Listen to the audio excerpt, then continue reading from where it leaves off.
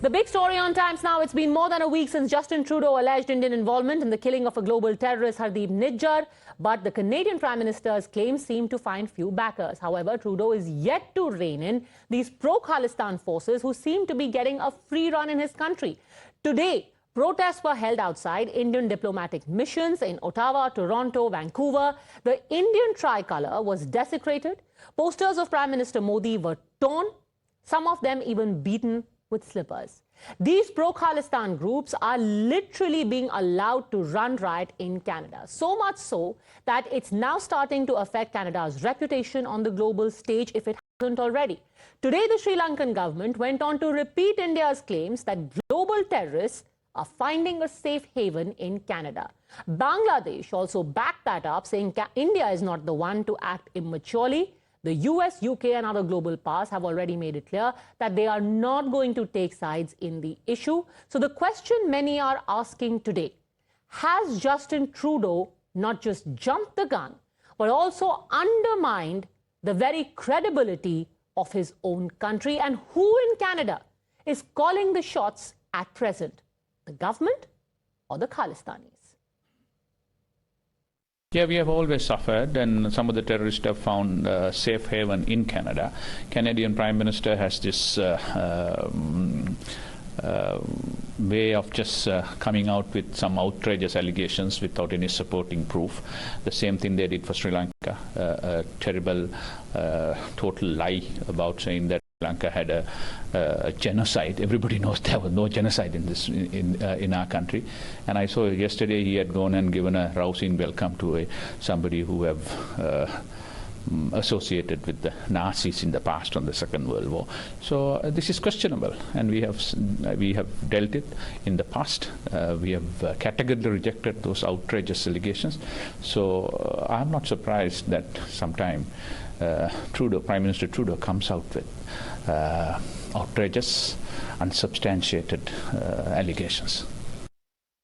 We believe, we are very proud of India because they don't do immature things.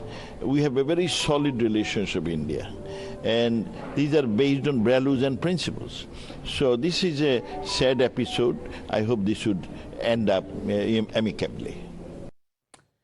In fact, top government sources have now revealed to Times Now that under Justin Trudeau, there is a rampant terror and trafficking ring which is being run by Khalistanis. The dossier accessed by Times Now shows you exactly how Pakistan-backed Khalistani elements, due to a lack of support in the Indian diaspora, are now targeting gullible youth in Canada in the guise of jobs and shelter. They are being exploited for carrying out Khalistani activities. Let's tell you exactly how these gullible youth are being recruited. But before that, let's take you through the entire Khalistani terror-gangster network. Make no mistake, a lot of people will tell you that there is some grand project for a Khalistan that is underway in Canada. The fact of the matter is that people who are a part of this network are of two kinds. One, the petty criminals who have run away to Canada are taking shelter there, try and masquerade as some activists of Khalistan. And two, the poor and the vulnerable youth of Punjab who are lured to Canada and then trapped. Let's tell you about the former. Who are these people who currently are sheltered in Canada and carrying out their terror activities from there? First among them, of course, is Hardeep Singh Nijjar. Times Now has accessed a charge sheet where India has designated him a global terrorist. In fact, an Interpol notice was also issued against him. The second man is Arshdeep Dalla. 2 weeks ago, a Congress leader was shot dead in Punjab. This man you see on your screen right now, Arshdeep Dalla, has actually taken responsibility for that murder. On camera, a Congress leader in India was shot dead, and this man sitting in Canada pretending to be some kind of activist is behind it. The third person we are talking about is Lakhbir Landa. He also is a listed terrorist and he is based out of Canada. And then there is Harvinder Rinda, another person. And these, by the way, are just 4 of the many, many gangsters who currently are in various parts of Canada. But largely there are 4 provinces with a large population of Sikhs where these people have made their bases and they are running their network out of that place. Now let's get you to the exclusive part 2. What exactly is this machine which ensures that young men from Punjab are constantly taken to Canada, misled, and then thrown into this machine where they are given a Khalistan flag and they are made into so-called Khalistani activists? Step number 1, the young and vulnerable men are identified in Punjab. These are mostly men who go from Punjab to Canada, then either they are enrolled in colleges there, after college they do not find a job, they are engaged in low-paying jobs. They are made into ragis in some of the places of worship, in places like Brampton or in Surrey. Subsequently, they are told that it's better for you if you want to stay back in Canada, if you want to make something of yourself, it's better that you stay back and you identify with our cause. What is also very significant is that most of the places of worship in places like Brampton have almost entirely been monopolized by these radical elements, or rather these criminals, and anyone who raises their voice against their agenda is either sidelined or they are bumped off. This, ladies and gentlemen, is the so-called Grand Khalistan project, where on the one hand, you have got the masterminds who are glorified criminals, and on the other, you've got young, poor, vulnerable men who are constantly fed into this machine from Punjab. Joining us on the show, we have Brahma Chellaney, strategic affairs expert, and we have former Foreign Affairs Minister of Canada.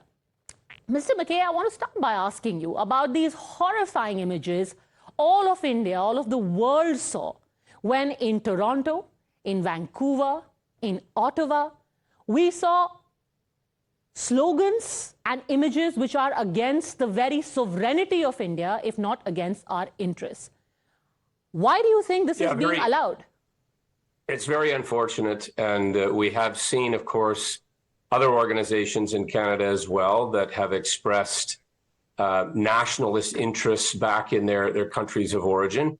But this Khalistani organization across the country has been growing in size and becoming more vocal.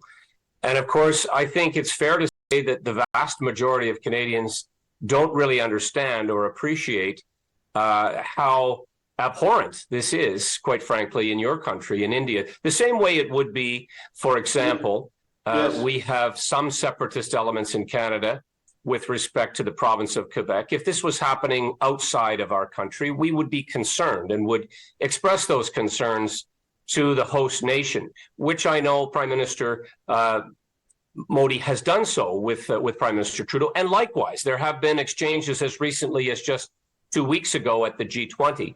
There appears, in my opinion, to be a complete personal breakdown in the relationship at the very top of our countries. But this isn't to say that we don't have many more ties that bind, and that we as Canadians and as Indians want to get along on many fronts: cultural, trade, economic, exchange for students. We have to get back to normalizing the relationship. We are Commonwealth countries, we are democratic countries, we are G20 countries. We need to get past this particular period of time and return to normalized relations. 100%, and people of both countries would want that, but isn't it incumbent on the government of Canada, more specifically the Prime Minister, who has come out swinging with those charges, not backed by allegations, and yet remains quiet about these very serious charges? Mr. Brahma Chellaney, at this point, without any hyperbole, most people are wondering whether Canada is turning into the new Pakistan. Where else would you see such a nefarious nexus of terrorists, petty criminals, gangsters, and separatists? Well, let me assure you that... You are absolutely right. The question is to me, right? Yes, sorry, it was Mr. Chellaney. I apologize. Mr. Chellaney. Yes, unfortunately today, Canada serves as ground zero for Khalistan militancy.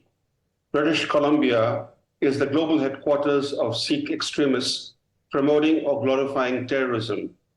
In per capita terms, there seem to be far more Khalistanis in Canada than in any other country, including India, Britain, or the United States. And there is a more fundamental, long-standing issue, which is marring relations between Canada and India. In fact, Canada has come full circle.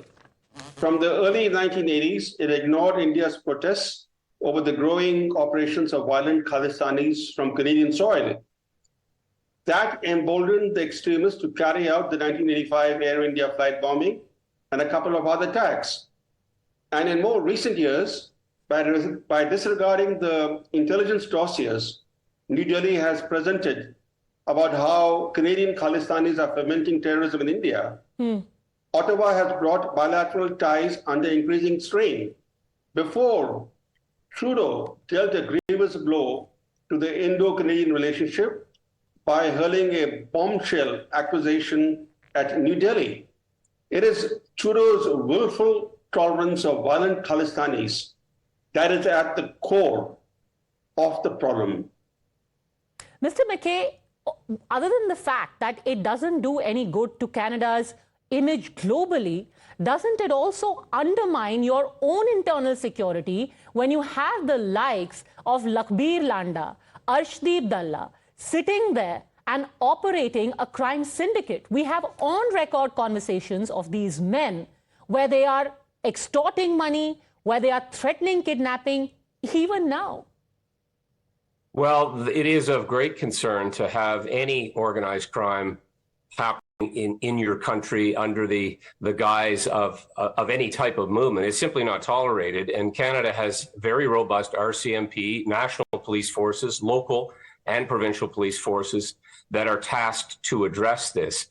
But turning back to the political side of the story, it is highly unusual to have seen the head of state, the Prime Minister, making this accusation, and he's called it a credible accusation. But as we know, the importance of the principle of law here is that it goes beyond accusations. There has to be credible evidence, and that's where I draw the line. As a former prosecutor, you need to have sufficient evidence to issue a warrant, to make arrests, to take individuals responsible to court, to answer the charge, and then to apply all of the rights that we have in our country to that individual who may be charged.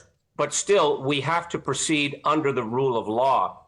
The Prime Minister making this very public is where things seem to go very much awry. We're part of the Five Eyes community, as you know. We share intelligence with other countries, including the United Kingdom and the United States, Australia, New Zealand. We are a country that very much operates on the rule of law. I say again, for emphasis, this appears to me to have become very personal at the highest levels, which is not what should be happening. We should be adhering to the rule of law, cooperating based on evidence. We had a murder committed in broad daylight in our country. Now, we can speak about the character of that individual, but that doesn't matter. They are still innocent until proven guilty and not to be summarily executed on our streets.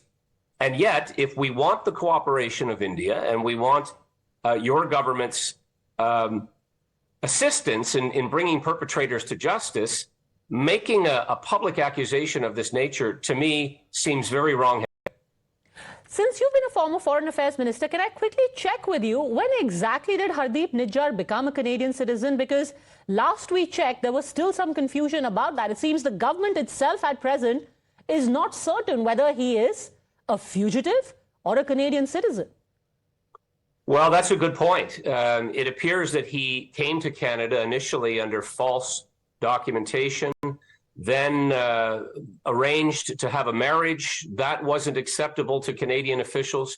And so there is confusion as to when his citizenship was granted and what had changed that had then made him possible to enter Canada and receive citizenship based on the fact that there was misinformation, deliberate misinformation, presented to Canadian foreign affairs officials. So you're confirming that as far as your knowledge goes, it's still not clear when he became a Canadian citizen, or whether he is one. No, it's still not clear.